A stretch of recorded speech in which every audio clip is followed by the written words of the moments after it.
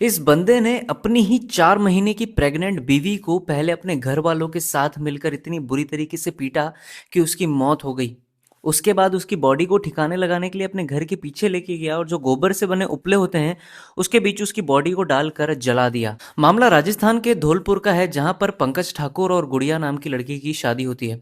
अब यहाँ पर जब गुड़िया की शादी हुई थी तब उसके फादर ने 15 लाख रुपए दिए थे, एक स्प्लेंडर बाइक दी थी। उसके अलावा जो दहेज का जो भी लेन देन बहुत अच्छा किया था, जितना वो कैपेसिटी से कर सकते थे। लेकिन जैसे ही गुड़िया ससुराल आती है कुछ टाइम तक वो सब उससे अच्छा बिहेव करते हैं, लेकिन बाद में उसे ताने देने लगते हैं दहेज को लेकर।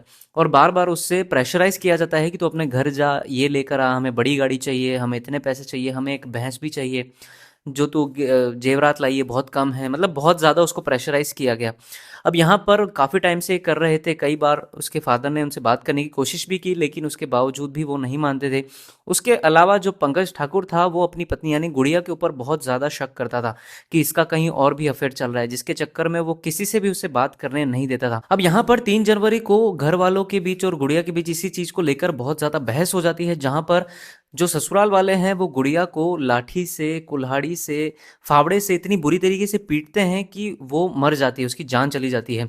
अब यहाँ पर बॉडी को जब ठिकाने लगाने की बारी आती है तब वो बाहर तो लेकर जा नहीं सकते थे, तो घर का जो पीछे वाला एरिया है वहाँ पर कई सारे जो गोबर के उपले बने होते हैं वो रखे हुए थे।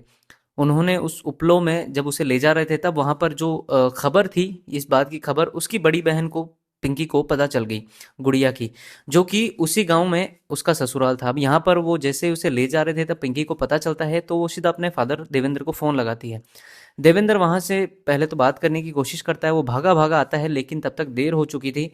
उन लोगों ने गुड़िया की बॉडी पर पूरी तरीके से जलाकर राख कर दी थी, बस कुछ अंश ही बचे थे। तुरंत पुलिस को बुलाया जाता है। वहाँ पर जब देवेंद्र भी घर में एंटर होता है तब वो देखता है कि कुल्हाड़ी पड़ी हुई है, फावड़ा पड़ा हुआ है, डंडे पड़े हुए हैं और कुछ खून के छींटे भी है। वो घर के पीछे जाता है तब देखता है कि उन्होंने गुड़िया को जला दिया है। पर पुलिस आती है, आग को बुझाया जाता है, लेकिन तब तक पूरी बॉडी जल चुकी थी। लेकिन पुलिस एफएसएल टीम को बुलाती है, आग को बुझाया जाता है और कुछ अंश जो है वो बॉडी के मिल जाते हैं। अब यहाँ पर सोचने वाली बात यह है कि आज हम 2026 में आ चुके हैं, लेकिन आज भी दहेज को लेकर इतना ज़्यादा एक लड़की को झेलना पड़ता है। मात्र 24 से 25 साल की गुड़िया की उम्र थी, 4 महीने की प्रेग्नेंट भी थी, लेकिन उसके बावजूद उसके फादर ने जितना किया उसके लिए बहुत कुछ था, जितना वो कर सकते थे। लेकिन होते ही ना, लालच कभी किसी की कम नहीं होती। उसके ससुराल वालों को इतनी ज़्यादा लालच थी कि उन्होंने उसकी जान ले ली। हालांकि जो आरोपी जो पति है उसको गिरफ्तार कर लिया गया है, लेकिन अभी भी पेरेंट्स और उसका छोटा भाई फरार है।